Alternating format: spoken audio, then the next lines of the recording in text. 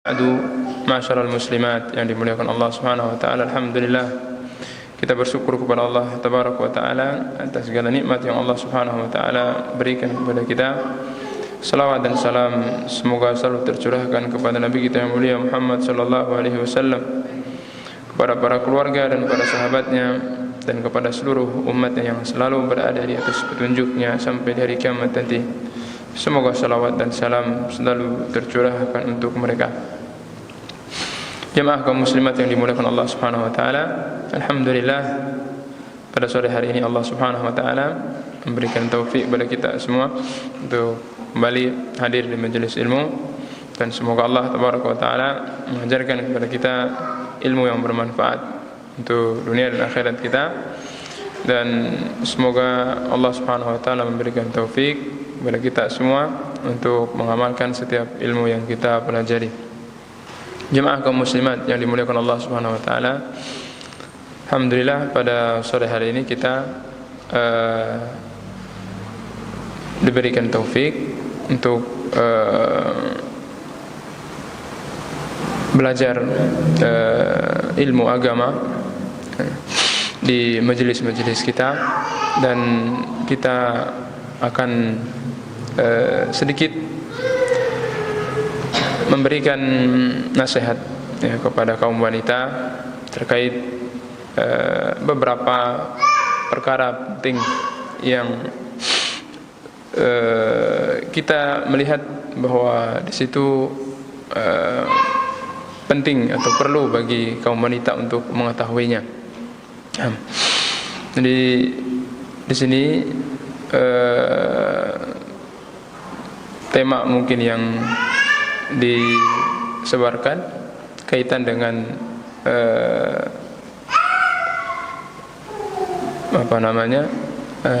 ini gelas-gelas kaca apa ya? Seperti gelas-gelas kaca. Ya sebenarnya anak enggak biasa ya dengan tema-tema seperti ini, karena mungkin dari segi bahasanya luar biasa, cukup tapi ya sebenarnya dilihat dari segi muatan materinya kaitan dengan pembahasan ini cocoknya sebenarnya untuk bapak-bapak ya, dinasihati seperti ini. Itu bisa sudah kasih tahu tadi panitia, insyaallah ya, tidak mengapa kita melihat beberapa atau ngambil poin-poin penting atau sisi-sisi penting yang bisa kita petik dari tema yang akan kita bahas pada sore hari ini. Seperti gelas-gelas kaca, ini sebenarnya bukan bahasa yang ini diambil dari hadis Rasulullah sallallahu alaihi wasallam, yang di mana Rasulullah sallallahu alaihi wasallam memperumpamakan wanita itu seperti mirip dengan bahasa tadi, seperti gelas-gelas kaca atau botol-botol kaca begitu ya, yang dipergunakan untuk menampung air yang terbuat dari kaca. Jadi Rasulullah SAW itu dari segi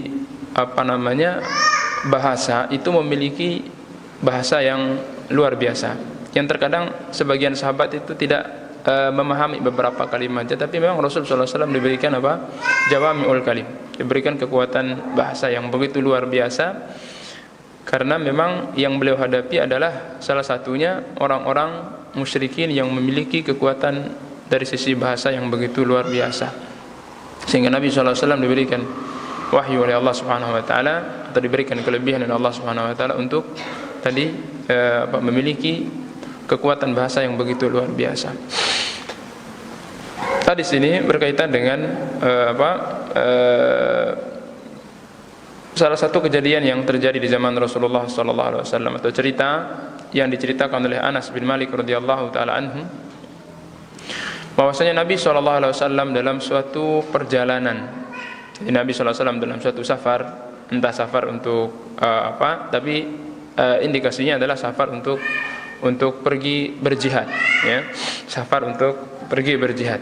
Nabi SAW itu ketika suatu safar, ya, diceritakan oleh Anas bin Malik radhiyallahu taala anhu, fahada al-hadi.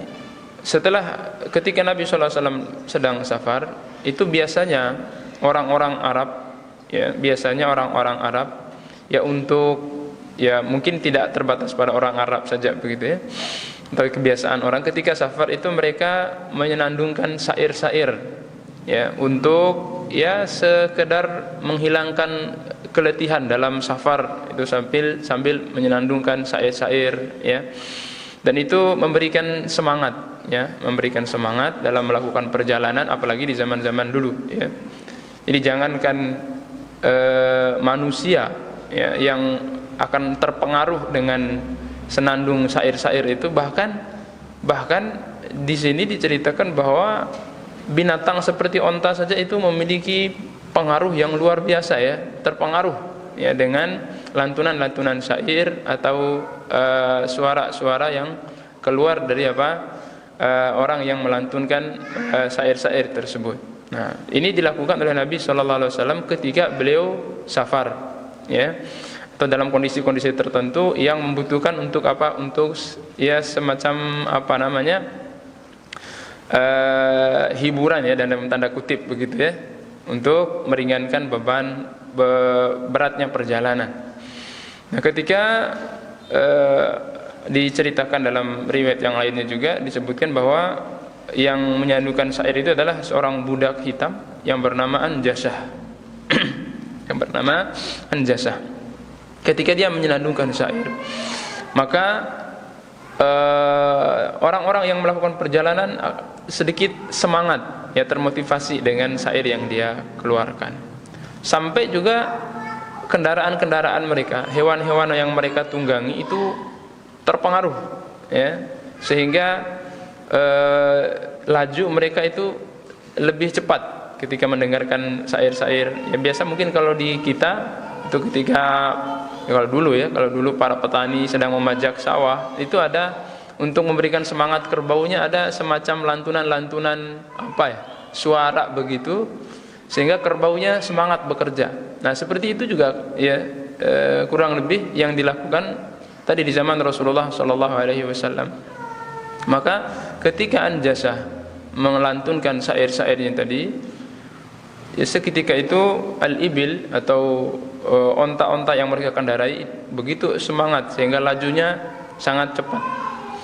Nah, ketika berlaju sangat cepat, Nabi SAW melihat bahwa akan terjadi akan membahayakan penumpang yang ada di atasnya.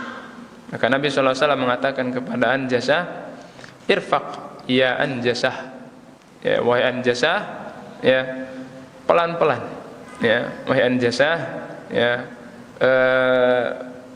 pelan-pelan, yani lemah lembutlah, ya, waihaka bil qawarir, ya, perhatikanlah, ya, kaca-kaca, ya, al-qawarir, ya, al-qawarir itu, ya, yang kita mungkin bisa artikan seperti kaca-kaca, ya.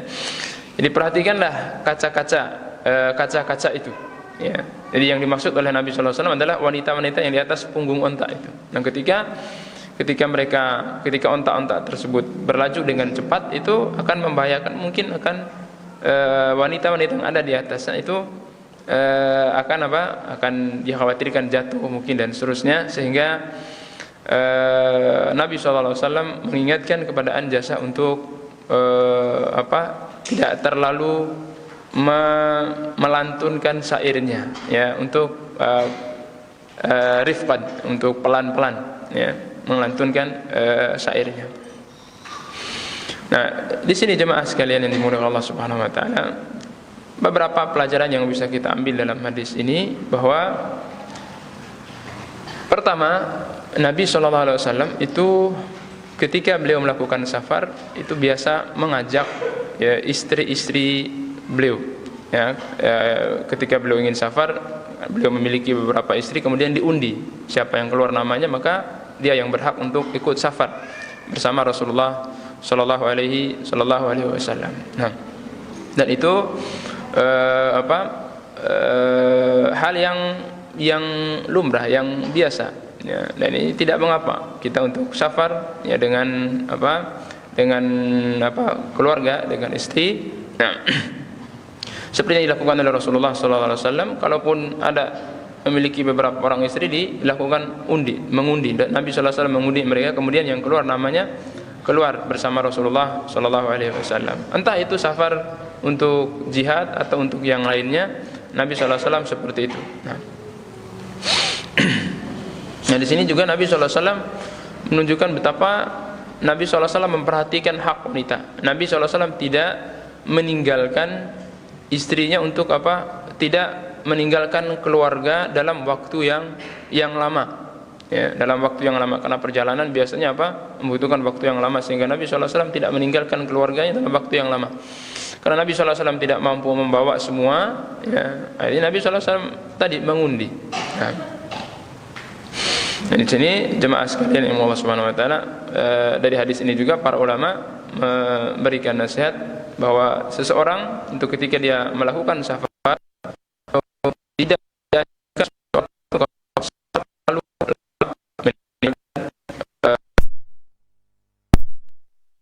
terlalu lama. Nah, kemudian jemaah sekalian yang Allah Subhanahu wa taala, di sini Nabi SAW membolehkan, ya, bagi sahabat untuk menyenandungkan syair dengan suara, maksudnya dengan suara yang senandungkan, bukan hanya sekedar mengeluarkan syair, ya, yang mirip-mirip mirip-mirip nasyid begitu, ya, kalau di zaman kita. Ya, bukan di zaman kita saja, maksudnya di zaman itu juga, ya. Jadi al-hida itu membacakan syair dengan dengan lantunan suara, seperti yang mirip, bukan lagu juga, ya. Ya tadi dalam bentuk syair-syair yang dibacakan dengan suara yang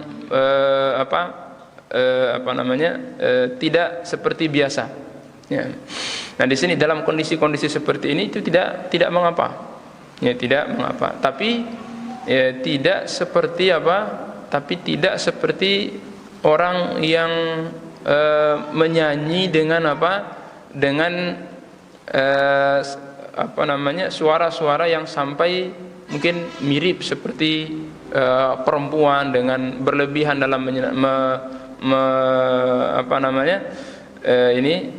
menyenandungkan suaranya, ya. Tapi kalau hanya sekedar membaca syair dengan sedikit dilagukan, itu tidak mengapa dalam kondisi-kondisi seperti ini, ya. Dalam kondisi-kondisi yang lainnya, seperti ketika Nabi SAW membangun masjid, melihat para sahabat capek begitu, ada sebagian sahabat sambil membaca syair, mereka mengangkat bata, membangun masjid, ya, kemudian sambil mengantunkan syair dengan sedikit dilagukan, itu untuk sedikit menghibur, ya. Nah, pada kondisi-kondisi seperti itu tidak mengapa. Nah, jadi bukan dijadikan alasan seperti di zaman kita sekarang ini, orang-orang yang mungkin berlebihan kalau kita katakan, ya, dalam mengambil hal seperti ini, ya, sampai syair itu atau dilagukan, dinyanyikan, ya, kemudian ada pentas segala macam, ya, itu tidak ada di zaman Nabi SAW seperti itu. Syair dibacakan dalam bentuk dengan suara yang dilagukan itu ada di zaman Nabi SAW. Sahabat melakukannya dan Nabi SAW mendengarkannya. Tapi apakah seperti itu modelnya seperti yang di zaman kita sekarang ini? Ya tentu jawabannya tidak, ya. Sehingga tidak benar kalau ini dijadikan sebagai dalil bolehnya kita untuk mendengarkan lagu, ya, mendengarkan nasyid-nasyid yang yang muatannya adalah bahasa-bahasa yang mengarah kepada syahwat, ya, seperti lagu-lagu di zaman kita sekarang ini.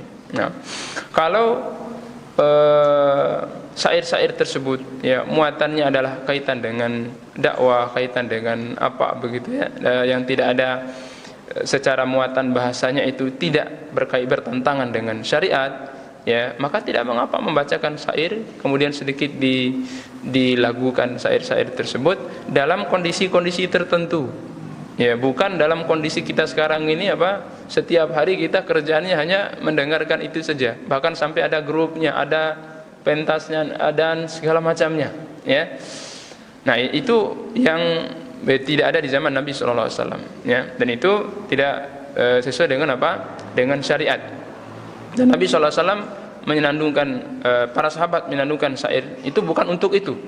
Ya, hanya sekedar kebutuhan ketika seperti safar dan yang semisal itu tidak mengapa, ya.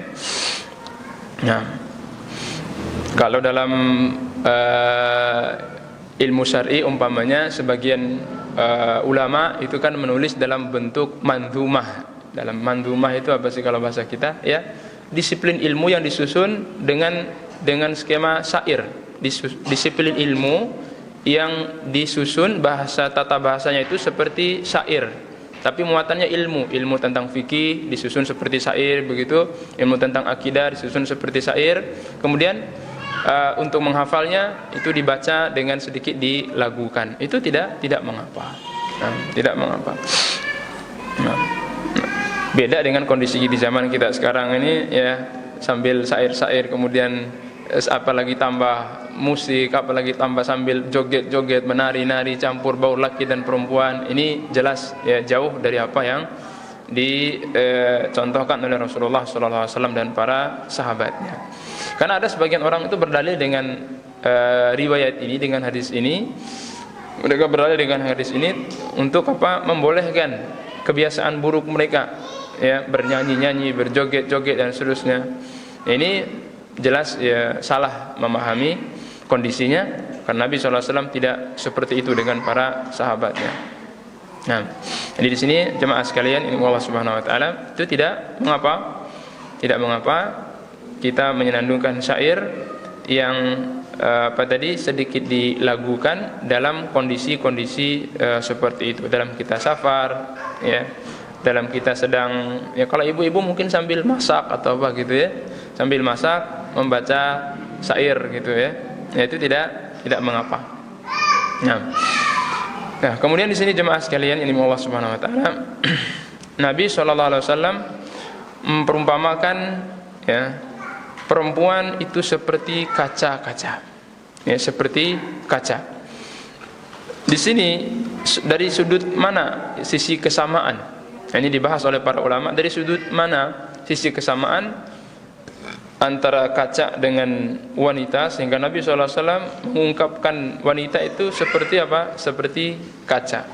Dan dijelaskan oleh para ulama di antara sudut kesamaannya, ya, kalau kita lihat, kalau kaca itu dijatuhkan dalam ketinggian yang agak sedikit tinggi, ya, itu gampang pecah, ya, beda dengan benda lain, ya. Kalau kaca itu gampang pecah, sedikit saja berbentur dengan benda padat yang lainnya, dia akan gampang pecah.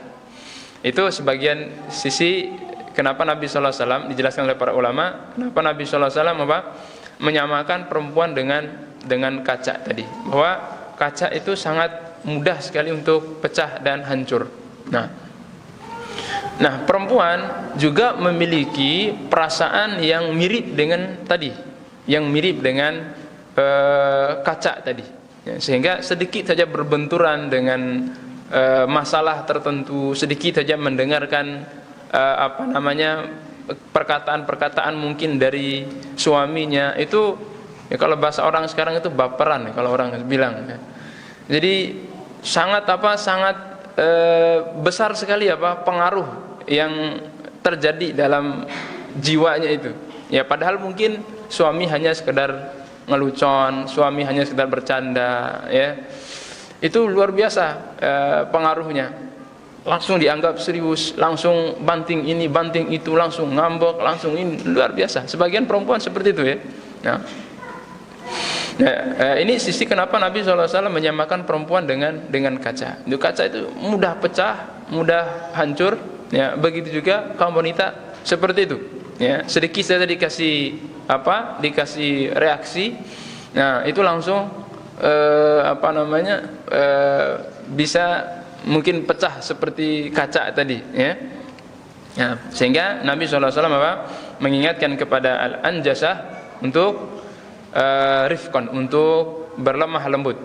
Ya, untuk berlemah lembut, untuk pelan-pelan menyenandungkan syairnya agar kaca-kaca yang ada di punggung onta tersebut tidak jatuh dan tidak gampang pecah.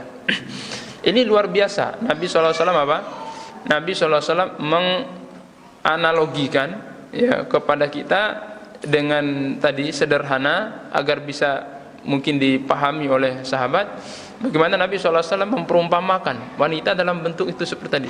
Nah, agar mereka paham bahwa bagaimana mereka memperlakukan kaum wanita itu dalam kondisi ketika sedang safar, ya, dalam melakukan perjalanan. Bagaimana lagi kalau dalam kondisi yang lebih berat daripada itu, dalam menjalani rumah tangga, dalam mendidik anak, dalam ini itu dan segala macam, dalam mencari ma'isyah, ya. Itu terkadang terkadang kaum laki-laki itu tidak memahami sisi wanita dari sisi ini, ya. Idealisnya kaum laki-laki itu terkadang tidak memahami, lebih mengunggulkan idealisnya. Sehingga Sehingga mereka tidak melihat dari sisi tadi, ya, sisi lain daripada kaum wanita tadi yang mirip dengan kaca. Sehingga kadang-kadang laki-laki menginginkan wanita itu seperti itu. Nah, seperti apa yang dia inginkan. Nah, sehingga terkadang terjadi kesalahpahaman, terjadi bentrokan dalam rumah tangga. Terkadang hanya karena hal-hal yang sifatnya sepele, ya. Dalam hal mungkin bercanda, dalam hal umpamanya mengurus anak, ya, dalam hal sepele itu terkadang terjadi permasalahan yang besar, ya. Dalam mengurus anak, dalam hal sepele umpamanya, ya, ketika suami melihat anak mungkin dalam kondisi tidak bersih, dalam kondisi dia umpamanya mengeluarkan kotoran dan seterusnya, ya. Itu terkadang muncul emosional. Nah, jadi seakan-akan istri itu tidak mengurus anak ini dan segala macamnya, ya, langsung keluarkan kata-kata yang tidak bagus, tidak pantas untuk nah ini kadang menimbulkan permasalahan dalam rumah tangga. Kemudian ditambah lagi setelah itu istri sangat merespon begitu luar biasa apa yang dikatakan oleh suami tadi. Nah, sehingga dia pun membalas dengan juga sikap yang mungkin terkadang lebih daripada apa yang dikatakan oleh suami, dan terjadilah masalah rumah tangga. Padahal awalnya tadi hal-hal yang sepele. Yang sering terjadi, ya, kadang suami ada kadang sebagian ikhwan itu ya mungkin ini sering dilakukan sama suami-suaminya antuna, ya. Kadang bercanda masalah poligami umpamanya, ya. Suami ya begini langsung direspon tuh wah dan seterusnya sama istri. Padahal luar biasa, sampai ada ya sebagian ummahat, sebagian teman itu sampai bikin status ini itu segala macam di WA, di Facebook, ya. Karena Karena tadi candaan suaminya. Nah, padahal jemaah sekalian Allah Subhanahu wa taala, ya,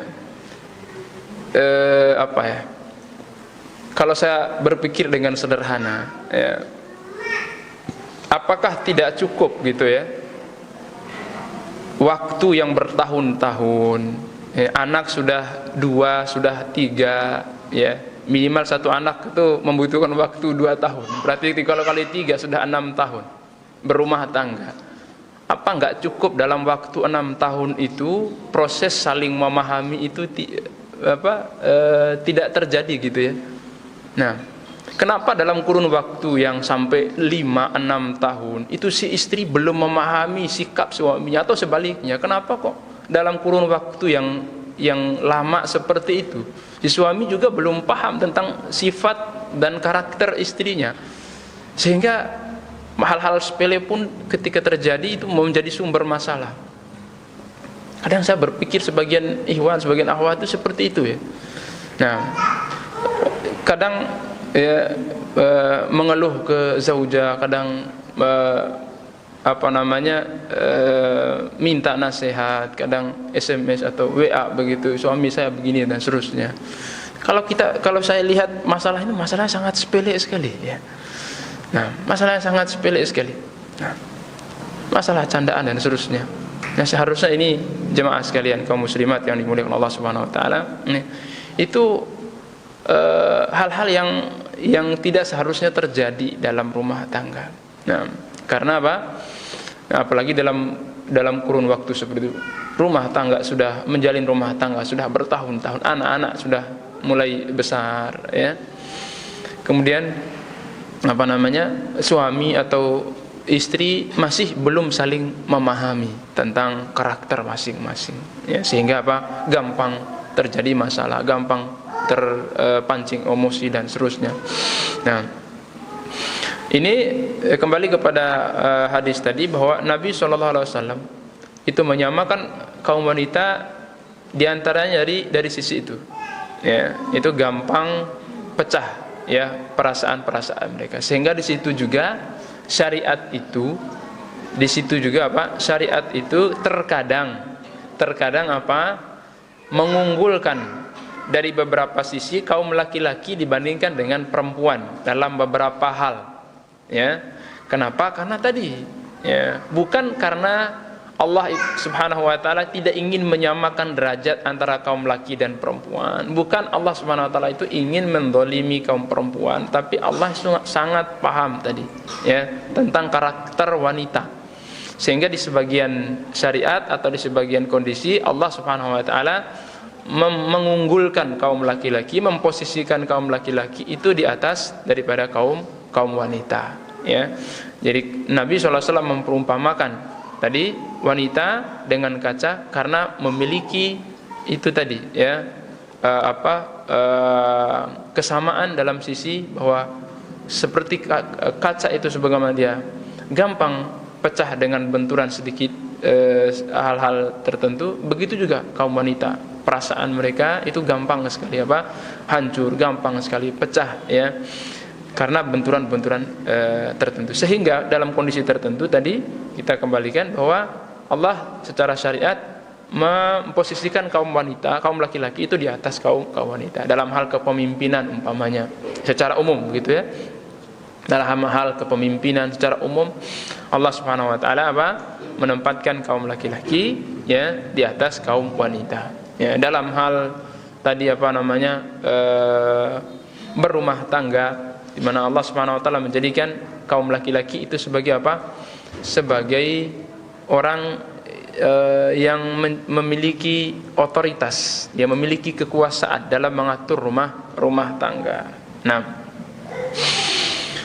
Nah, terkadang ada sebagian sifat wanita itu yang mungkin kalau kita kaitkan dengan hadis ini sedikit menyalahi kodrat. Ya. Mohon maaf mungkin kalau bahasanya agak sedikit nggak enak. Ya. Ada sebagian sifat kaum wanita itu yang menyalahi kodrat. Ya. Yang dia tampil dalam rumah tangga itu seakan-akan dia adalah big boss. Ya, dia adalah ini itu, dia adalah yang luar biasa ya. Ada sebagian teman-teman itu saya kasihan ngelihatnya ya. Apalagi sebagian teman-teman yang mohon maaf mungkin memiliki kekurangan dalam sisi tertentu, sehingga benar-benar dia dikendalikan oleh istrinya ya, seperti robot ya. remote kontrolnya apa? Di tangan istrinya, mengendalikan semua keuangan, semua kepemimpinan, semua urusan, ya, itu dikontrol semua oleh istrinya. Nah,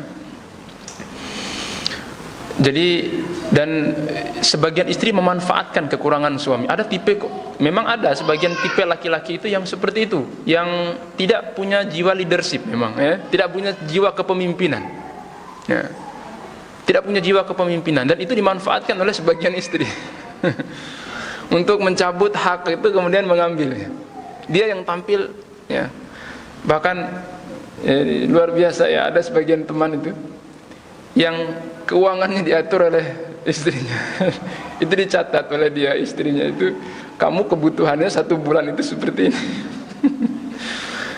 Jadi ketika dia keluar gajinya, itu tidak sampai ke tangan dia, hanya sekedar nama saja, kamu gajinya sekian, tapi apa, diambil alih oleh istrinya. Kemudian nanti untuk memenuhi kebutuhannya, dia minta sedikit-sedikit sama istrinya. Untuk beli bensin, minta sama istrinya. Nah, untuk apa namanya, sarapan pagi, kadang mungkin mereka nggak masak, beli nasi bungkus, dia harus minta sama istrinya. Luar biasa, ya. Kadang saya kasihan. Nah, kasihan melihat suaminya, dan saya juga heran melihat istrinya, ya, yang apa, sampai segitu memperlakukan suami, gitu, ya. Ini hanya sekedar contoh, ya, contoh yang mungkin saya tidak mengeneralisir, ya, hanya sekedar contoh, ya, yang kita dapatkan di realita, ya. Kadang sebagian perempuan itu seperti itu. Nah, dia ingin, ya, dia ingin, wah, dialah yang berkuasa di dalam rumah tangga itu. Nah, dan ini jemaah sekalian Allah Subhanahu wa taala, itu tidak akan apa? Tidak akan bisa rumah tangga itu, ya, bisa berjalan dengan baik kalau dengan cara seperti itu. Nah, karena ini menyalahi kodrat apa yang Allah Subhanahu wa taala takdirkan, ya, dalam apa, kehidupan manusia. Allah Subhanahu wa taala menjadikan kaum laki-laki, ya, sebagai pemimpin, ya, dengan segala kelebihan dan kekurangan yang Allah Subhanahu wa taala ciptakan kepada 2 jenis makhluk ini, laki dan perempuan, ya. Ini jemaah sekalian yang Allah Subhanahu wa taala. Nah, jadi apa namanya, tadi Nabi sallallahu alaihi wasallam menyamakan perempuan dengan kaca, itu dari sisi itu tadi, bahwa perempuan itu sangat apa namanya, lemah sekali secara perasaannya. Nah, kemudian jemaah sekalian yang Allah Subhanahu wa taala, sini Nabi sallallahu alaihi wasallam itu, ketika menasihatkan kepada Anjasah untuk rifqon, untuk berlemah lembut tadi, ketika dia menyandungkan syairnya. Nah, itu sekaligus juga pesan kepada Anjasah yang lainnya, atau kepada laki-laki yang lainnya, ya, untuk memperlakukan kaum wanita dengan cara seperti itu, ya, untuk memperlakukan kaum wanita dengan cara seperti itu, ya. Dan itu adalah kaedah dasar. Itu adalah apa? Kaedah dasar dalam, atau bagi seorang laki-laki itu dalam memperlakukan kaum wanita. Ya. Itu rifqan, berlemah lembut. Ya, itu kaedah dasar. Nah, meskipun dalam kondisi tertentu, ya, terkadang kaum laki-laki itu apa? Membutuhkan sikap yang tegas, dan itu diatur secara apa? Secara syariat. Di sana ada syariat pemukulan. Kaum laki-laki diberikan apa? Diberikan hak untuk apa? Memukul, ya. Kaum laki-laki diberikan hak untuk mengeluarkan atau memberikan nasihat, ya, dengan apa namanya?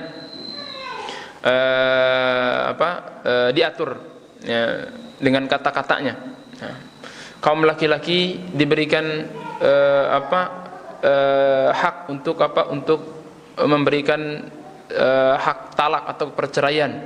Nah, dan itu semuanya apa? Ada aturan secara syariatnya. Ada aturan secara syariatnya. Tapi hukum asalnya kaum laki-laki memperlakukan kaum wanita tadi ya, irfaq, ya, itu apa namanya, berlemah lembut. Entah bapak dengan anak perempuan, entah suami dengan istri, kakak dengan adik dan seterusnya, itu sama. Jadi nasihat Nabi SAW kepada Anjasah bukan hanya sekedar berlaku ketika sedang safar, ketika naik unta dan seterusnya. Itu konsep ini bisa diterapkan dalam apa? Dalam segala hal. Dalam apa? Dalam menyikapi wanita dalam segala hal, dalam rumah tangga, dalam tarbiyah, ya, dan seterusnya. Itu konsep dasarnya adalah apa? Tadi, berlemah lembut kepada kaum wanita. Nah, ini jemaah sekalian yang dimuliakan Allah Subhanahu wa taala, mungkin beberapa faedah yang bisa kita ambil dari hadis tersebut kaitan dengan kenapa Nabi SAW menyamakan kaum wanita dengan apa? Dengan kaca tadi, ya. Mudah-mudahan ada manfaatnya untuk kita semua. Ya, semoga Allah Subhanahu wa taala memberikan taufik kepada kita. Semoga Allah Subhanahu wa taala menurunkan sikap lemah lembut dalam diri kita, ya, terutama dalam kita apa? Menjalani rumah tangga, ya, dalam mendidik, ya, dan dalam segala hal yang berkaitan dengan rumah tangga. Itu hukum asalnya adalah apa? Berlemah lembut. Dan kita berdoa kepada Allah Subhanahu wa taala agar Allah Subhanahu wa taala mengaruniakan kepada kita, ya, sifat lemah lembut, ya, dalam kondisi kita, dalam segala kondisi kita. Nah, ini beberapa poin mungkin yang bisa kita ambil dari hadis tersebut. Mudah-mudahan ada manfaatnya untuk kita semuanya. Wallahu taala alam. Sallallahu ala nabiyyina Muhammadin wa ala alihi wa ashabihi ajma'in. Wa akhiru da'wana alhamdulillahi rabbil alamin. Wassalamualaikum warahmatullahi wabarakatuh.